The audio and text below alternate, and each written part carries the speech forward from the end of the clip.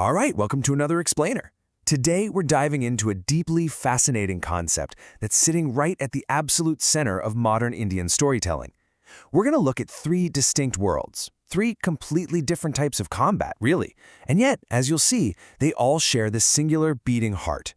We are talking about Karmyuddh, or the ultimate battle for success, identity, and, well, survival. Okay, let's dive into this. I want you to think about this question for a second. What could possibly connect a ruthless gun-toting village Bahubali fighting for political supremacy, a super confused UPSC aspirant drowning in textbooks over in Delhi, and an underdog mobile gamer fighting for his life in a virtual battleground? On the surface, absolutely nothing. But as we unpack the narratives from these three sources today, you are going to see that they are fundamentally fighting the exact same war. And that war is defined right here. Karmyuddh. It's the ultimate battle of duty, action, and survival against these deeply entrenched systemic odds and, frankly, crushing generational expectations. So whether it's a physical clash over land, a brutal mental marathon for a civil service seat, or a high-stakes digital shootout for a massive cash prize, the Sangharsh, that profound struggle, it shares the exact same DNA. Let's break down these three arenas. Part 1. Bindiya, the political arena. We're kicking our journey off in the raw, physical battleground of Bindiya. And listen, survival here isn't some cute metaphor, it is literal. You have this incredible friction at play. On one side, you've got the old guard, right? Represented by the entrenched Badadawan. His power is absolute. It's built on physical force, burning crops to instill fear, and holding entire communities under his thumb just to secure votes. But then on the other side, you've got the new law, brought in by DSP Murali Manji. And the DSP? He arrives with a completely different playbook. He's got this deep cleaning agenda, actual legal arrest warrants, and he even offers criminals a chance to surrender before he takes action. It's this pure, unstoppable collision of traditional extrajudicial muscle against the structured force of the state. And honestly, this quote brilliantly illustrates the mindset of that older generation holding the reins of power. Badadawan flat out says elections are won on only three things: money, liquor, and guns. It's blunt, it's brutal, and it perfectly encapsulates the traditional stakes of this physical battlefield. There's zero room for idealism here, guys. It is all about absolute control. Moving on to part 2, UPSC, the academic struggle. Okay, so we are leaving the dusty, violent fields of Bindiya and stepping into the claustrophobic, super high-pressure lanes of Old Rajinder Nagar in Delhi. Survival here isn't physical anymore. It is entirely intellectual and emotional. And this number right here, this is the ghost haunting every single student in this arena. 99%. That is the massive, undeniable failure rate of the UPSC exam. Literally 99 out of 100 people don't make it. For a young aspirant like Ashish, who is already kind of unsure of his path, this number isn't just a statistic. It's a paralyzing force. It makes the whole endeavor feel like a totally lost battle before he even picks up a pen.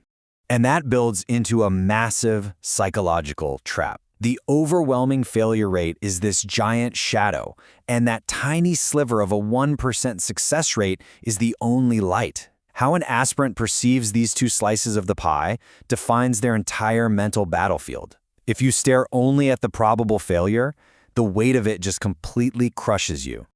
But here is where having a mentor completely changes the game. SK Sir, who's this seasoned mentor, tells his students, if you focus on the 99% failure rate, it's a loss. Focus on the 1% success rate to motivate you to win the battle. So the absolute crucial takeaway here is that the real battle isn't just memorizing the syllabus, it's entirely internal. It's about self-motivation and just flat out refusing to give up when the mathematical odds are screaming at you to quit. Which brings us to part 3, esports, the virtual war. Now let's step into the newest and probably most misunderstood arena, the digital battleground of headshot. Here, the Karmyuddh fits entirely inside a smartphone screen. But don't get it twisted, the stakes are incredibly real. Our protagonist is Sachin, and his daily reality is just heartbreaking. He's a highly skilled gamer, but his father, who's a traditional school PT teacher, literally dismisses him as a waste product. His dad only respects traditional sports like cricket and views Sachin's gaming as just a lazy, useless distraction. Meanwhile, Sachin is out there grinding, trying to win local tournaments on borrowed phones just to earn a tiny bit of respect and basic financial survival. Talk about a massive generational disconnect, right? The older generation views mobile gaming as this brainwashing waste of time and money. But for the younger generation, it's a reality of massive global tournaments, professional contracts, and seriously life-changing money. Sachin isn't just fighting opponents in the game, he is fighting for the legitimacy of his very existence in a world that completely refuses to understand his skills. And this brilliantly illustrates the sheer financial reality of this new world. We've got an established pro gamer named King, who throws this reality right in the face of the skeptics, saying, "Your father and you combined haven't earned in a lifetime what I make from one esports stream." Sure, it's arrogant as heck, but it underscores the massive economic shift that is driving this virtual war. The older generation simply cannot comprehend the scale of this new economy. Part 4. Navigating Generational Expectations. Okay, so we've got the political, the academic, and the virtual. But what's the overarching antagonist in all three of these stories? It's not the rival gang. It's not the exam paper. Actually, scratch that. It's not the enemy gamer either. Across all three stories, it's the exact same problem. Let's look at the matrix here. In Bindiya, Krishna returns from America wanting to enter politics and marry for love, but his father, Bahubali, forcefully shuts him down and treats him like a child. In SK's Circuit class, Ashish is utterly lost because his successful IAS father is forcing him to carry on a civil service legacy he doesn't even want.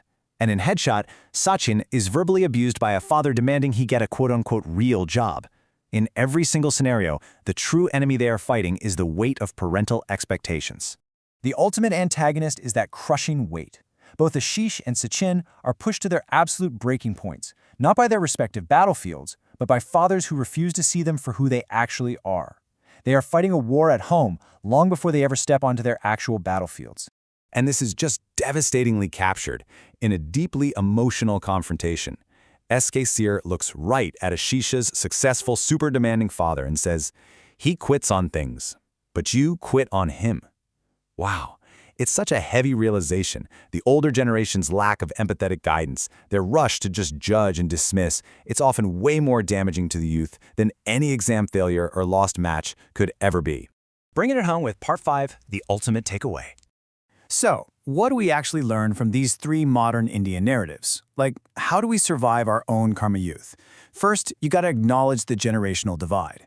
Your parents might literally never understand your arena, whether it's esports or some brand new career path, and you have to make peace with that.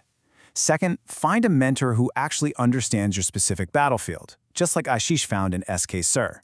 Third, please don't give up halfway. As we saw, true failure isn't losing, it's quitting before you've given it your all. And finally, let your success be the ultimate validation. You legitimize your battlefield by winning in it. Here is your game plan, your action steps. 1. Identify your arena. Know what you are actually fighting for, not what someone else wants you to fight for. 2. Silence the external noise, especially the doubts of people who don't even understand your world. And 3. Take your headshot. Commit to the action, make your move, and give it absolutely everything you've got. I want to leave you with this final thought today. Whether your struggle is in a corporate office, a massive exam hall, or just navigating your own family's expectations, which battlefield are you fighting in right now? And more importantly, armed with everything we've talked about today, what will it take for you to finally win your Karmyuddh? Keep exploring, keep learning, and we'll catch you in the next explainer.